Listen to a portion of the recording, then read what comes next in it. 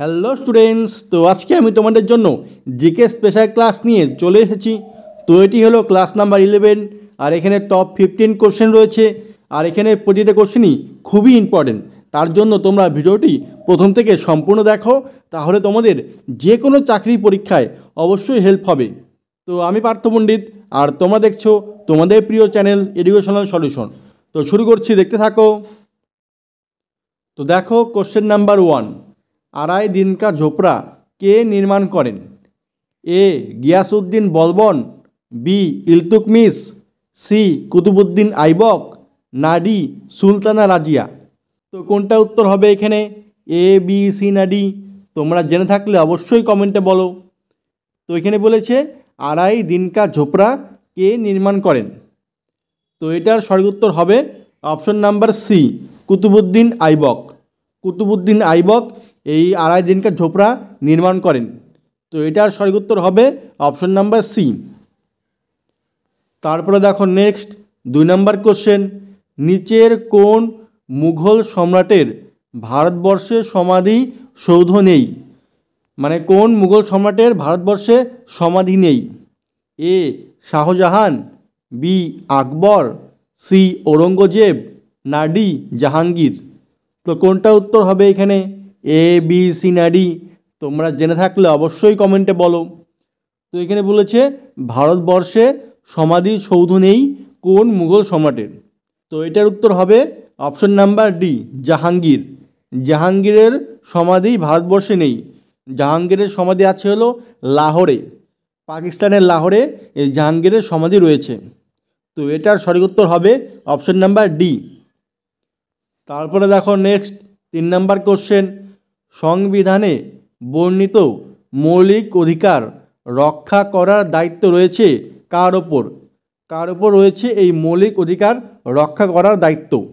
এ রাষ্ট্রপতির, বি হাইকোর্টের, C supreme কোর্টের, না ডি বি ও সি উভয়ই। তো কোনটা উত্তর হবে এখানে? এ, বি, সি না ডি? তোমরা জেনে থাকলে অবশ্যই কমেন্টে বলো। তো দেখো এখানে বলেছে মৌলিক অধিকার রক্ষার দায়িত্ব রয়েছে কার ওপর? তো মৌলিক অধিকারের রক্ষার দায়িত্ব রয়েছে হাইকোর্ট আর সুপ্রিম কোর্ট, দুটো মানে দুজনেরই উপরেই রয়েছে, হাইকোর্ট আর সুপ্রিম কোর্টের মধ্যে। তো এটার সঠিক উত্তর হবে অপশন নাম্বার ডি, বিওসি উভয়ে।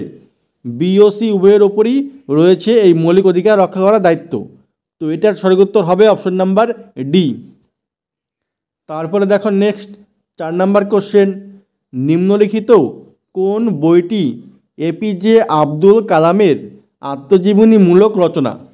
তো কোন বইটি আত্মজীবনীমূলক রচনা এপিজে আব্দুল কালামের? A my memories, B me and missile, C wings of fire, না D sky is the limit. তো কোনটা উত্তর হবে এখানে? এ, বি, সি না ডি? তোমরা জেনে থাকলে কমেন্টে বলো।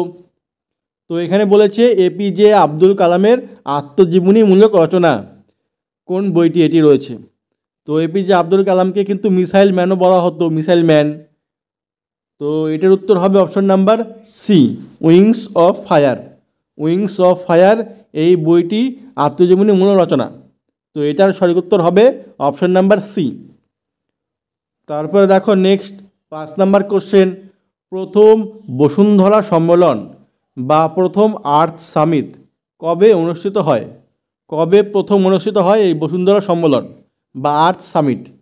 এ 1987, বি 1992, সি 2002, না ডি 2010 সালে? তো কোনটা উত্তর হবে এখানে? এ, বি, সি না ডি? তোমরা জেনে থাকলে অবশ্যই কমেন্টে বলো। তো এখানে বলেছে প্রথম বসুন্ধরা সম্মেলন। তো প্রথম বসুন্ধরা সম্মেলন অনুষ্ঠিত হয়েছিল অপশন নাম্বার বি, 1992 সালে। 1992 সালে ব্রাজিলের রিও ডি জেনেরিওতে এটি অনুষ্ঠিত হয়েছিল। 1992 সালে ব্রাজিলের রিও ডি জেনেরিওতে। তো এটার সঠিক উত্তর হবে অপশন নাম্বার বি। তারপরে দেখো নেক্সট 6 নম্বর কোশ্চেন, নিচের কোন অনুচ্ছেদের অধীনে ভারতের রাষ্ট্রপতি মৌলিক অধিকারের প্রয়োগ স্থগিত করতে পারেন? মানে রাষ্ট্রপতি মৌলিক অধিকারের প্রয়োগ স্থগিত করতে পারেন কোন অনুচ্ছেদের অধীনে লেখা আছে? অনুচ্ছেদ 20 আর 21 বাদ দিয়ে কোনটি রয়েছে? এ অনুচ্ছেদ 353, বি অনুচ্ছেদ 356, সি অনুচ্ছেদ 359, না ডি অনুচ্ছেদ 360। তো কোনটা উত্তর হবে এখানে? এ, বি, সি না ডি? তোমরা জেনে থাকলে অবশ্যই কমেন্টে বলো। তো এখানে বলেছে রাষ্ট্রপতি মৌলিক অধিকারের প্রয়োগ স্থগিত করতে পারেন, কোন অনুচ্ছেদে বলা আছে এটি? তো এটার সঠিক উত্তর হবে অপশন নাম্বার সি, অনুচ্ছেদ 359। অনুচ্ছেদ 359-এ এটি বলা আছে। তো এটার সঠিক উত্তর হবে অপশন নাম্বার সি। তারপরে দেখো নেক্সট 7 নাম্বার কোশ্চেন, রেটিনা ও অপটিক স্নায়ুর মিলন বিন্দুকে কি বলে? মিলন বিন্দুকে কি বলে? এ ফোবিয়া, বি পিতবিন্দু, সি ক্ষয়িষ্ণু বিন্দু, না ডি ব্লাইন্ড স্পট? তো কোনটা উত্তর হবে এখানে? এ, বি, সি না ডি? তোমরা জেনে থাকলে অবশ্যই কমেন্টে বলো। এটা কিন্তু সায়েন্সের থেকে কোশ্চেন। রেটিনা ও অপটিক স্নায়ুর মিলন বিন্দুকে কি বলে? তো এটার সঠিক উত্তর হবে option number D, blind spot. তাকে বলা হয় ব্লাইন্ড স্পট। তো এটার সঠিক উত্তর হবে অপশন নাম্বার ডি। তারপরে দেখো নেক্সট কোশ্চেন 8 নাম্বার। এটি হলো কোশ্চেন অফ দ্য ডে, থাম্বনেলে দেওয়া আছে, তোমরা পারো কিনা দেখো। তো এখানে বলেছে কাকে দ্বিতীয় আলেকজান্ডার নামে অভিহিত করা হয়? মানে দ্বিতীয় আলেকজান্ডার কাকে বলা হয়? এ দ্বিতীয় চন্দ্রগুপ্ত, বি আলাউদ্দিন খিলজি, সি সমুদ্রগুপ্ত, না ডি কোনোটি নয়? তো কোনটা উত্তর হবে এখানে? এ, বি, সি না ডি? তোমরা জেনে থাকলে অবশ্যই কমেন্টে বলো। তো এখানে বলেছে কাকে দ্বিতীয় আলেকজান্ডার নামে অভিহিত করা হয়? তো এটার সঠিক উত্তর হবে option number B, Alauddin Khilji. Alauddin খিলজিকে এই দ্বিতীয় আলেকজান্ডার নামে অভিহিত করা হয়। তো এটার সঠিক উত্তর হবে অপশন নাম্বার বি। তো স্টুডেন্টস, তোমরা যারা এখনও ভিডিওটি লাইক আর শেয়ার করোনি, তোমরা তাড়াতাড়ি একটি লাইক আর একটি শেয়ার করে দাও। আর যারা চ্যানেলে নতুন রয়েছো তারা অবশ্যই চ্যানেলটি সাবস্ক্রাইব করে পাশে থাকা বেল বাটনটি অন করে দাও এরকম আরও ভিডিও পাওয়ার জন্য। তারপরে দেখো নেক্সট 9 নাম্বার কোশ্চেন, নিম্নলিখিত কোনটি প্রাণীর জন্য অপরিহার্য কিন্তু উদ্ভিদের জন্য নয়? মানে কোনটি প্রাণীর জন্য অপরিহার্য কিন্তু উদ্ভিদের জন্য নয়?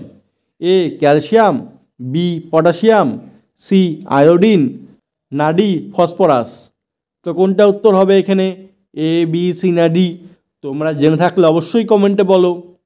তো এখানে বলেছে কোনটি প্রাণীর জন্য অপরিহার্য কিন্তু উদ্ভিদের জন্য নয়, মানে অতটা ইম্পর্টেন্ট নয় উদ্ভিদের জন্য।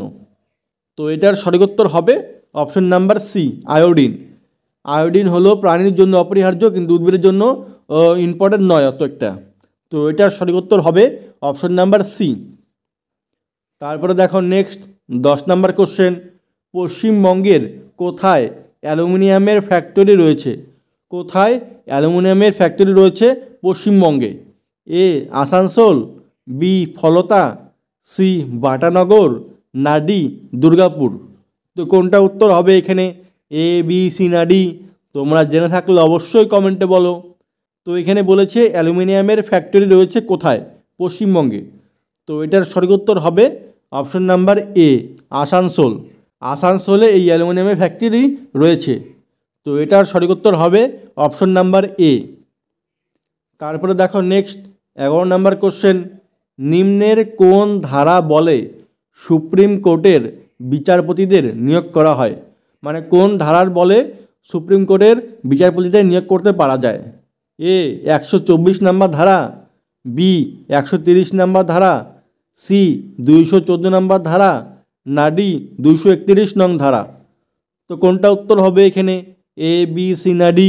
তোমরা জেনে থাকলে অবশ্যই কমেন্টে বলো। তো এখানে বলেছে সুপ্রিম কোর্টের বিচারপতিদের নিয়োগ করা হয়, মানে কোন ধারা এখানে বলা আছে?